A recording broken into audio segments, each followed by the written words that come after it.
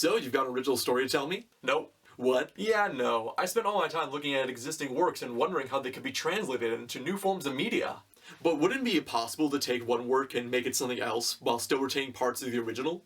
Actually, it's super easy. Barely an inconvenience. Oh, really? Yes, but that's the point of the video, so why don't we get to that instead? I'd rather just call you lazy. That's fair.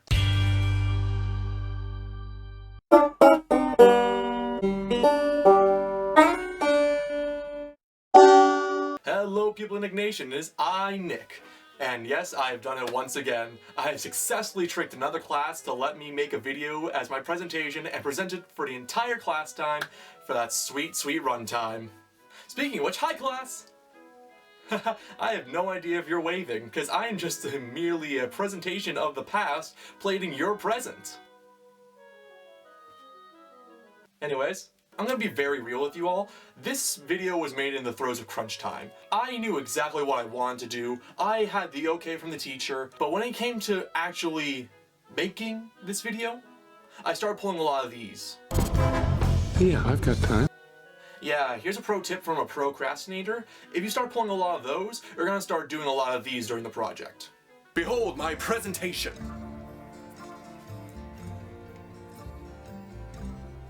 Okay, I spent my entire time doing a cool transition, but it was still awesome, right?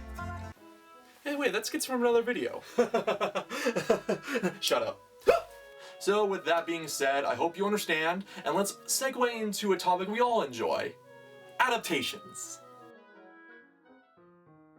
First thing you gotta do is make sure you know the difference between adaptable and adoptable, because if you don't, you're gonna get quite the formidable antagonist.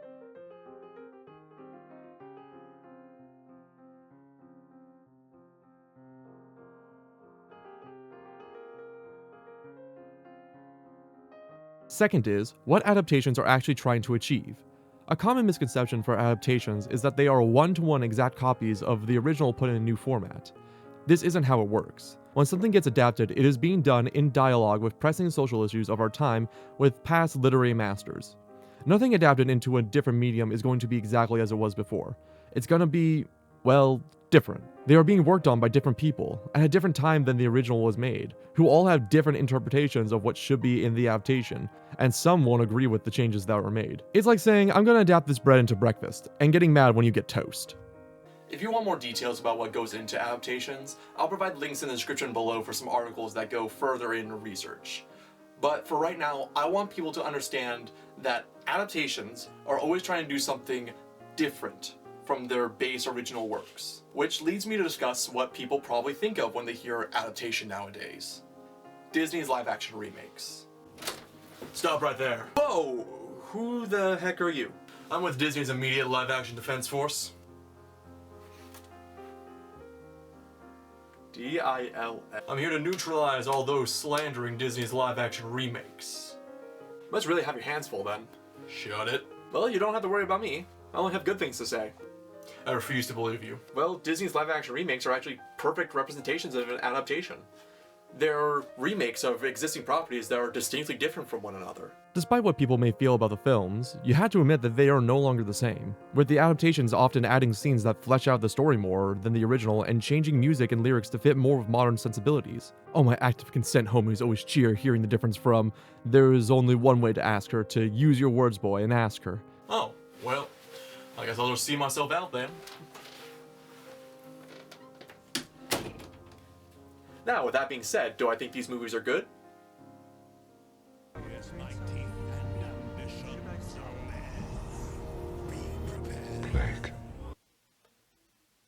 No. No, I don't think they're good. What? But the quality of a story does not make it any less of an adaptation. Just a poor one. And, as of this recording, Disney has finally learned their lesson and has decided to take a step back from making any more live-action adaptations. Hold your applause at the end of the video. But honestly, I find it pretty funny that how these classic Disney movies are all based on fairy tales and are adaptations of their own right, and then have been adapted again, only to have this now second degree of separation from its original source material. While we're on the topic, let's quickly go over the different ways something can be adapted. More often than not, the source material for many adaptations are from books or mythological stories. Lord of the Rings and Wicked are great examples of a book to film or stage production adaptation, but sometimes it can get a little funky. Wicked, the 2024 movie adaptation, is a bit of a funky case because it's directly influenced by the stage musical, but also takes many elements from the original novel that the play had left out. Legally Blonde and Mean Girls are even funkier cases because they are both originally based on non-fiction books that told an autobiographical story about law school and a parental guide to raising adolescent girls. I'll leave you to figure out which one is which. Then became hit early 2000s movies that became musicals that were adapted solely from their respective films. Then Mean Girls got lost in the sauce and made a movie version of the musical, but this is just the tip of the Dinkelberg with adaptations. There are many, many, many adaptations out there. So to choose one will be a bit of a challenge. Peter, the horse is here. Oh, yeah. I lied so much. It wasn't even close. Let's talk about Warhorse. Can we talk about Warhorse? I've been dying to talk to you about Warhorse. Okay, I'm getting ahead of myself. Let me explain. Horse gallivanting through World War I while Horseboy tries to find him. And I'm only barely exaggerating. Warhorse as a media is split up into 3 versions: the original novel, the stage adaptation, and the film adaptation.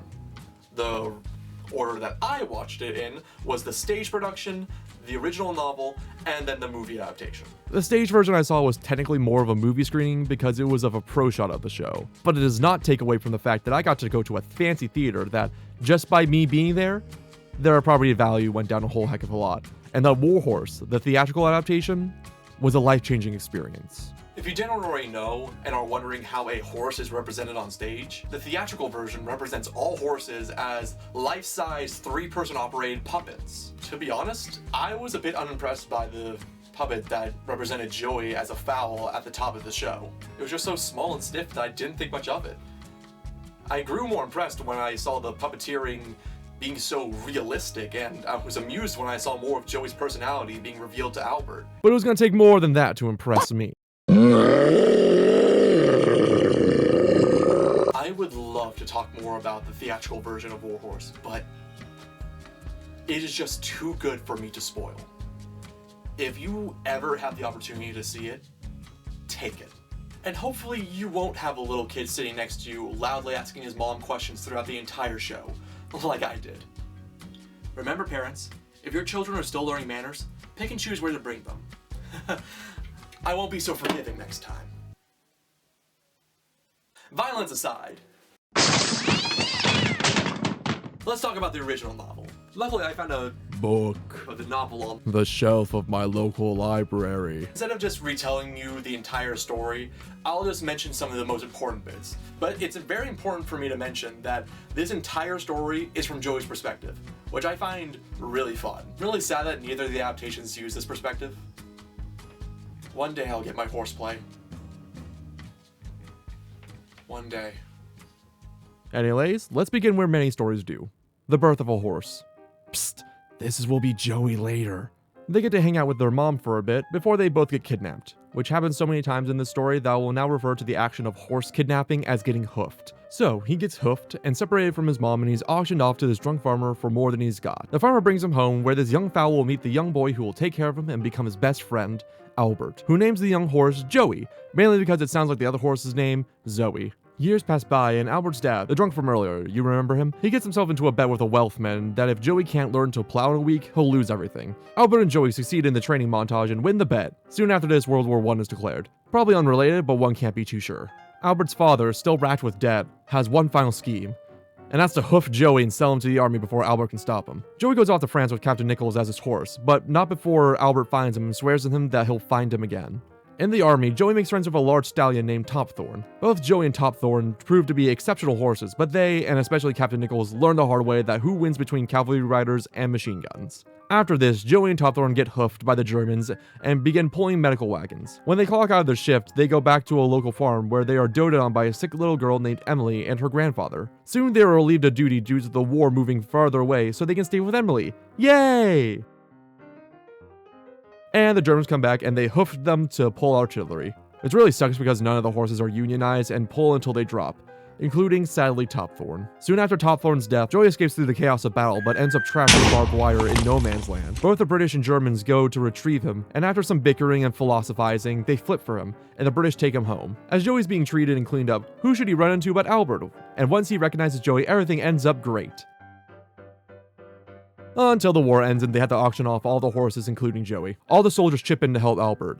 And in a close bidding against a local butcher, a surprise third bidder, Emily's grandfather, comes in and takes Joey, saying that Emily's last wish was that her horses were taken care of. But Emily's grandfather ends up giving Joey to Albert, claiming that he could fulfill her last wish better than he could. Joey and Albert then return home together and live out the rest of their days in peace. The end. After reading the novel, I could immediately tell what the play decided to bring in, bring out, and change for their adaptation. Some of the biggest changes were the parts that Joey wasn't there for, mainly concerning Albert and his misadventures through the horrors of war or something. They mixed a few characters together. Prime example is this German soldier that takes care of Joey and Topthorn in Act 2.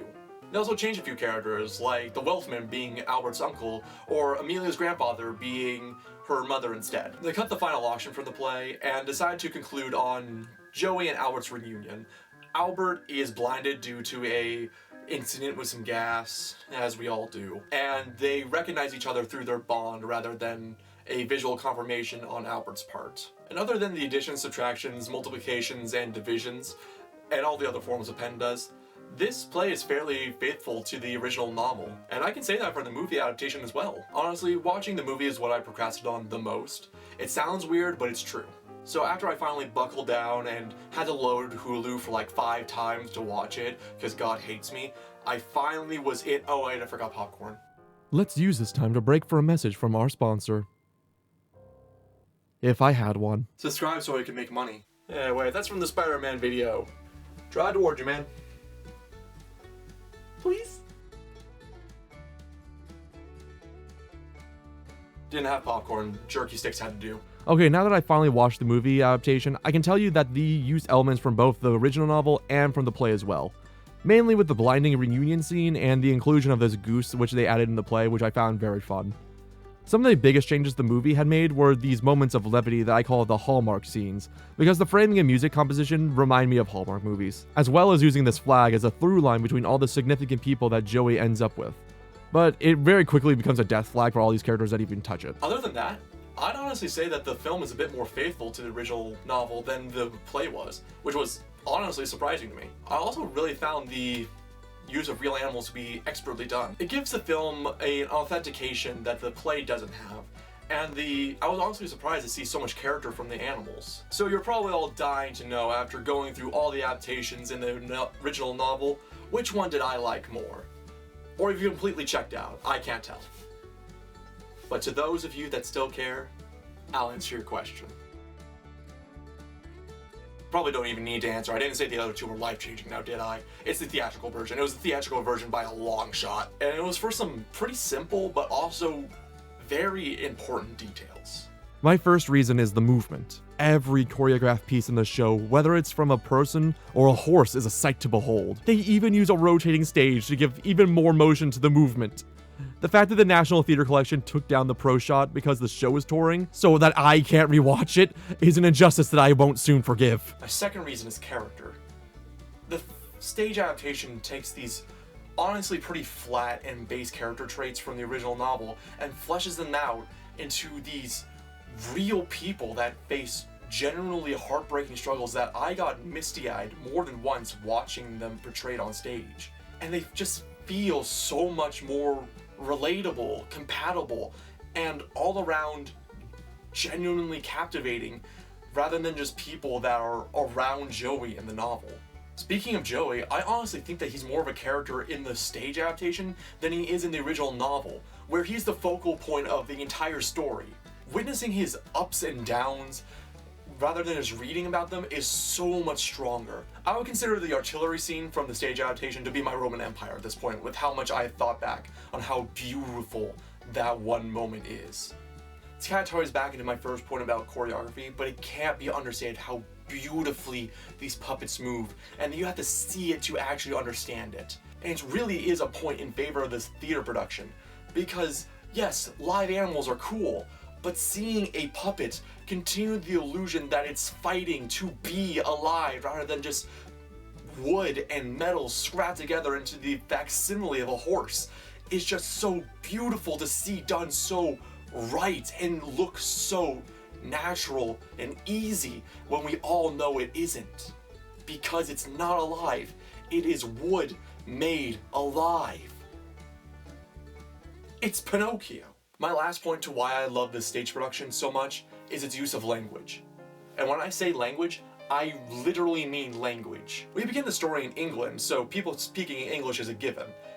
But then we move into France with the Germans occupying the area. So now more people are speaking German and French rather than English. And the times that English is used is so specific that it's beautiful. The German soldier I mentioned earlier only speaks in English to Topthorn and Joey because they're English horses, and only because, though, they can understand him better. It's amazing. And using language in this way creates a necessity for the audience to be engaged with not the dialogue, but the action and the tension and everything else on stage. You have to understand everything without understanding a thing. Phew!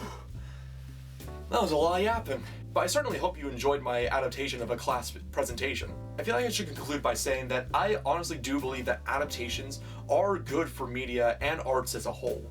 They're expressions of interpretation and reimaginings of works that created a fire within people that they had to express in some way. Will it always be good? No. I heard that. But it gives those curious enough to go back to the original piece and find what was so inspiring about it in the first place, which you can't really do with the original work, if that even exists anymore. Because all art is based on inspiration. There's no such thing as an original thought anymore. So be inspired and create something from something. Now that I think about it, I wonder if there's some kind of record I could get for watching all the Warhorse media. Who knows? Maybe they'll give me a reward horse. But with that being said, to the people in NicNation, I will see you all later.